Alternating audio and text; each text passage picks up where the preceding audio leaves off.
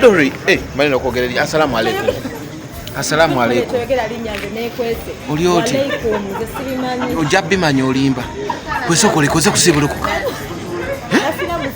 Gundi, bina baby omulese. Bina nze simaina janja binonya haji. Uleta layida. So kole eno jimalawo. Ono jimalawo. Hajatania. Katwe boli ya pilao. Ngena kule bali sana. Omanyiro yachiyita kugundi wano oboji kuba finga ogera jikuba finga okitegedde oyagala kulya nga tonabya engalo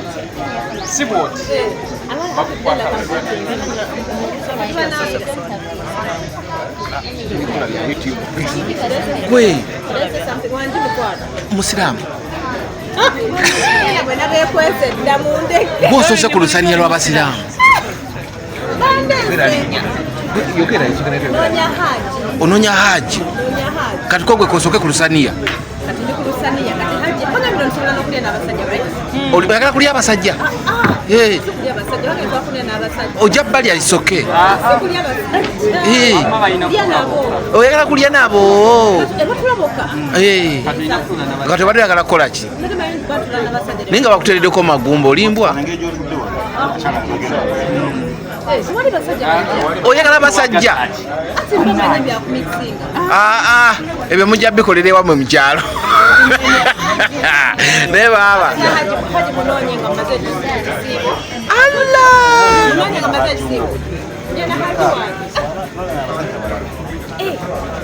baabo bazze tunulako eno tunnyonnyole todduka buddusa ate oli bulungi olwebagazze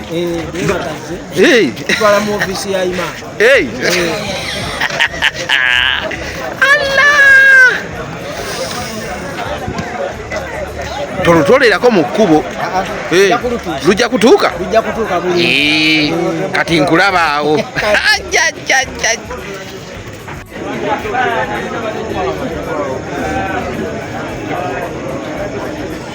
wulira ekyalaani aiza wulira ekyalaani batayipinga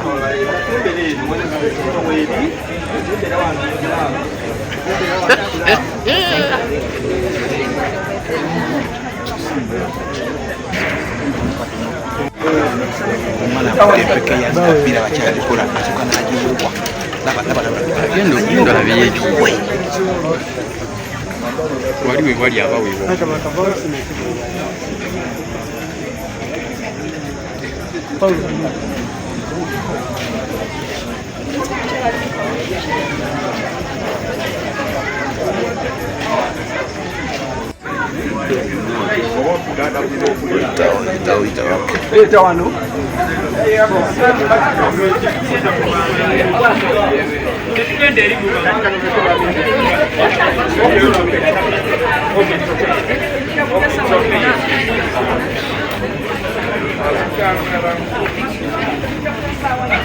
Ya oli mutu abato joininga wano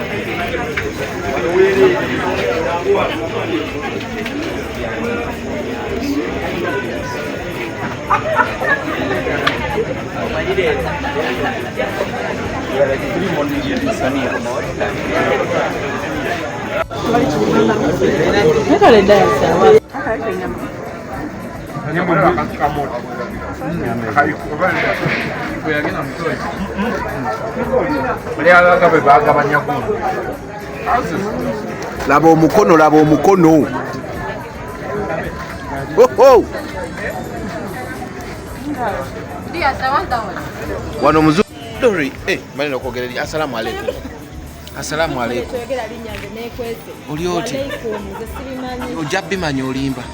Kwesokole koze kusibulukuka. Gundi, bina baby omulese. Bina nze simanyi najjanjala kunoonya haji. Uleeta layida. Sokole eno gimalawo. Ono gimalawo. Ajatani. Katwebo olya pilawo.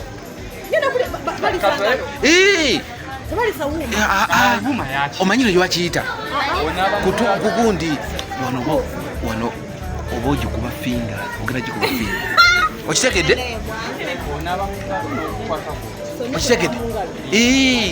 oyagala kulya nga tonaabya engalo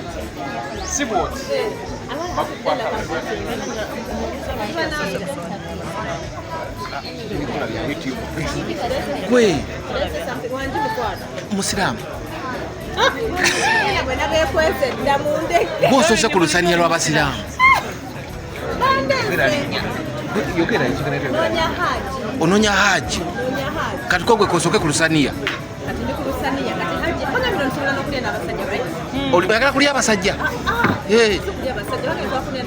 ojja balya lisoke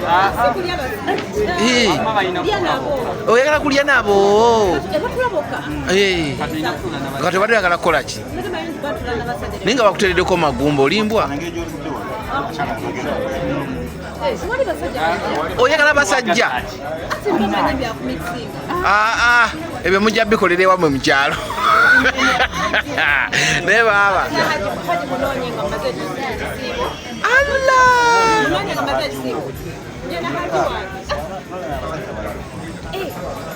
baabo bazze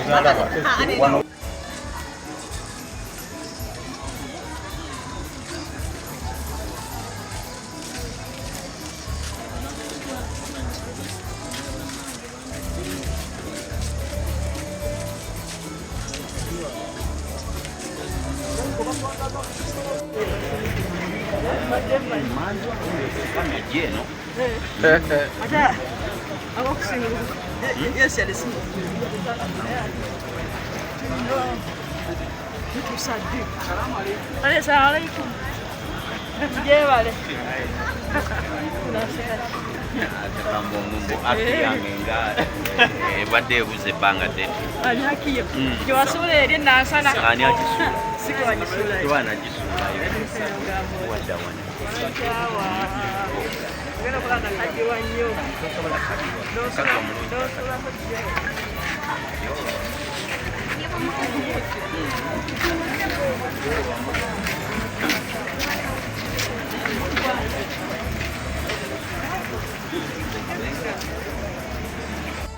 tunulake notunyonyole todduka buddusa ate oli bulungi olwebagazze twala mu ofisi ya imam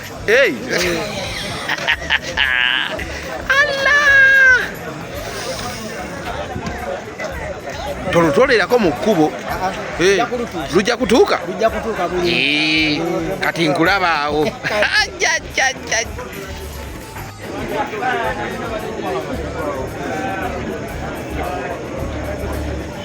wulira ekyalaani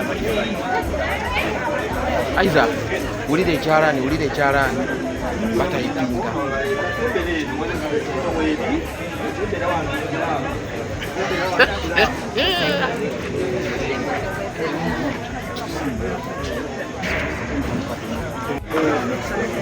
omwana mpeke yazabira bakyalikola asukana nagiwubwa genda labyeyejuwe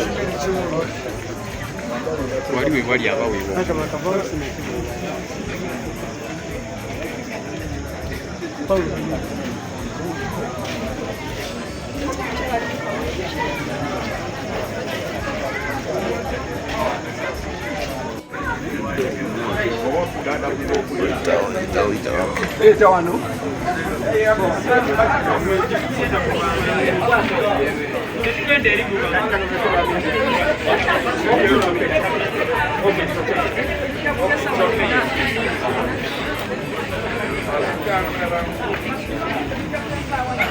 otya oli muto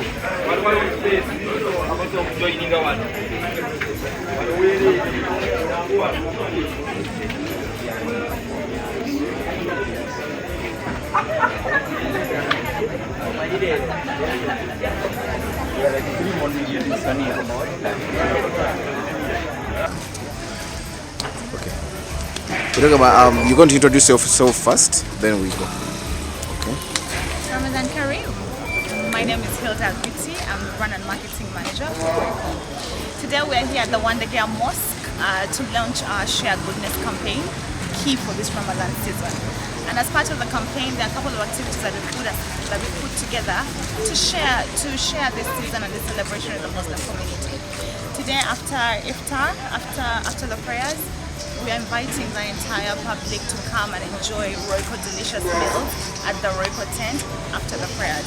But that's not all. We have a couple of promotional offers that are running in our supermarkets and local markets. When you buy a combo of Royco products, you get a product free. We're also displaying a number of recipes, amazing recipes that you can enjoy with your friends and family. Once you go into the supermarkets, you scan a QR code that takes you to a portal where you can access these amazing, delicious recipes. But that's not all. Ramadan is about sharing goodness.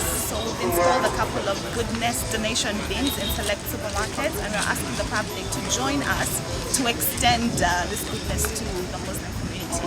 And what we're asking is, while you're shopping, identify a couple of foodstuffs and items that you will drop in the bin with a preferred mosque of destination. And what we will do at the end of the campaign is collect all these items and have a handover ceremony at a select mosque to hand over these goodwill donations from the public. All through the Ramadan period, we are going to be serving iftar across 30 mosques countrywide. And we're inviting the public to come and celebrate this fasting with Royco at the forefront of your meals. Please check our social media pages to know which mosque we will be at on one day. Ramadan Kareem. Use it for is what we are trying to remind you to do. For example, there are some. I remember a sister who told me I lost my job because of my hijab. Now you and I know hijab, for a lot of those who are Muslim, it's a struggle at times, especially in an environment in the Western world sometimes where perhaps, as much as they may say freedom, freedom, there are perhaps more freedoms in our nations than some other nations where they claim it, but they will fire you from your job for just wearing a piece of cloth on your head. I want to shout out to those sisters, congratulations to you for standing up for what you are.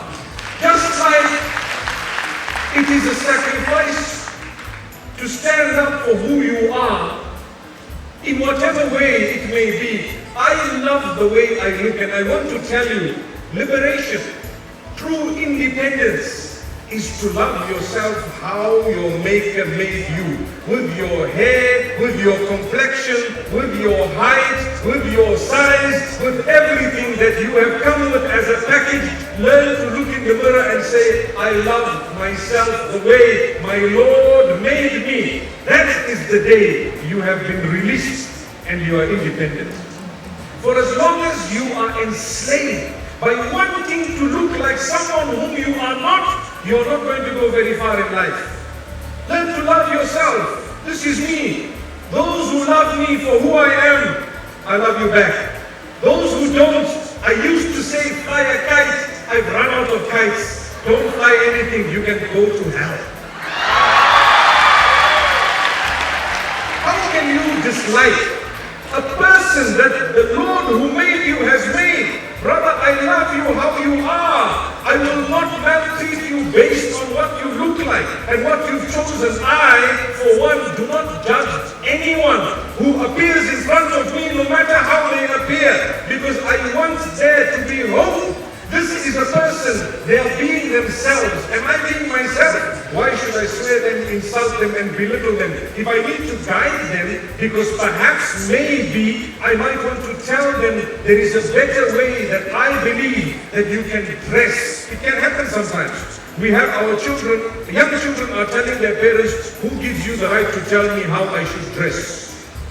Now they've come to me as a counselor and say you are going around telling people to be themselves. Here is my daughter. She doesn't want to wear anything. And she is telling me, Sheikh Mufti said that, you know what? I said, wait, hang on. You are a parent. You have been given a position by God Almighty. He says He has created those children through you. He chose you. None of us here chose our parents, but Allah chose them. In fact, I want to say one other thing, very interesting.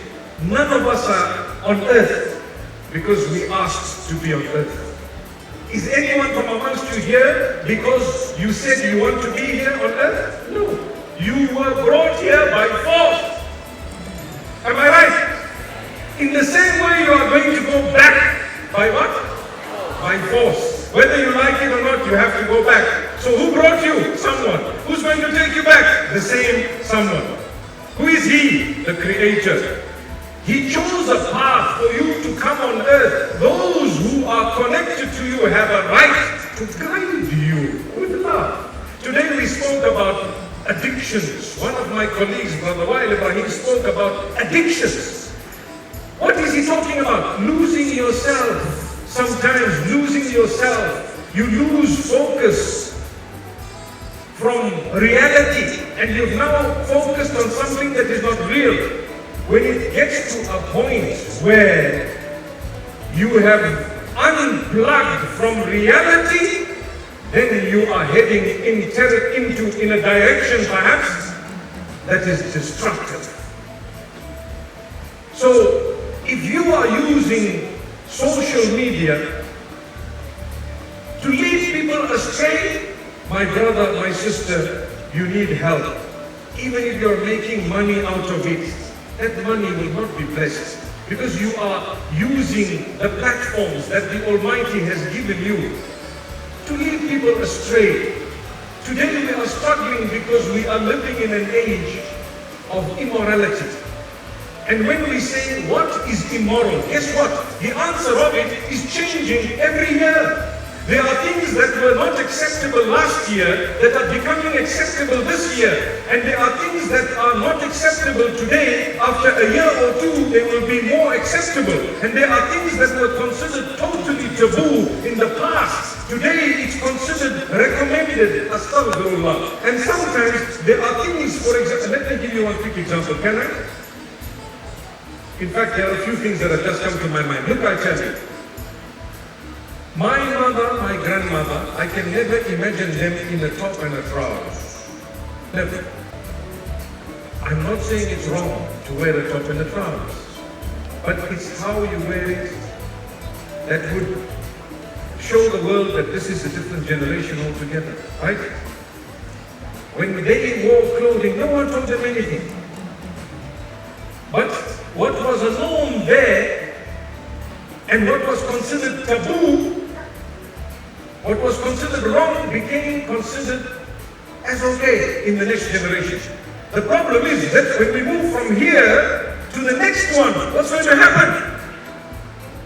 Wallahi, I was in a country a few days ago, without mentioning it because what I'm about to say is not so nice. A very advanced first world country, and there was a lady walking totally naked. Totally. And you know what? I didn't notice her, but the driver told me, he just said, "La hawla wa la quwwata illa billah." And I thought he was about to bump someone, but I didn't get the brake. And I said, "What happened?" He says, "There was an absolutely naked woman walking across." I said, "You know, maybe she's not well in her mind." He says, "No, they have a right to walk like this. Now they just come out and they just walk, you know." So I remember the story. The story of Astaghfirullah. Would you like to hear it? They say there was a man, it's a true story. He visited a country where there is a beach. Now you know the beach is a problem because why? In some places they have a nude beach. You just remove everything and do whatever you need. Look, with all due respect, we as believers, we have a dress code. I'll be honest with you, we as believers, we have a dress code, we are proud of it, we stick to it. We actually have paid a price for having stuck to our own dress code. We are believers. as much as we will not impose our faith on someone else, but we have a right amongst in our circles to discuss the matter and to be able to encourage our children and everyone else to live on that level of morality. So anyway, this visitor came from a Muslim country, and he is never used to seeing nudity of that nature. So what happened is, every time his eyes fell on something he was not supposed to see, what did he do? What did he do? What he's supposed to do? Lower his gaze. So he said, Astaghfirullah, and he looks down. Right?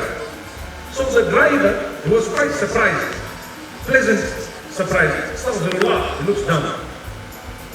So the next day, the driver was with him, same thing happened. He said Astaghfirullah about 10 times.